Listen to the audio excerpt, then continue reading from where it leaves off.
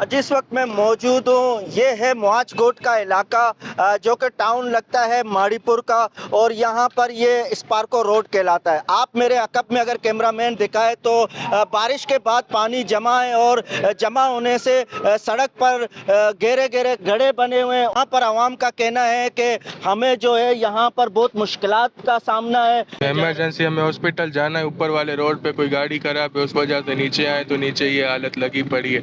आप खुद देख। इस रोड के बारे में ये कहूँगा कि रोड में बहुत गंद है।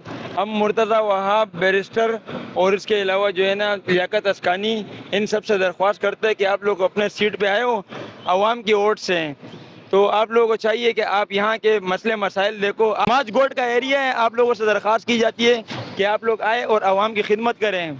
बहुत मुश्किलात है यार, देखो क्या हाल है, नुकसान हो रहे हैं, गाड़ियाँ लोड गाड़ी गुजरने की जगह ही नहीं है।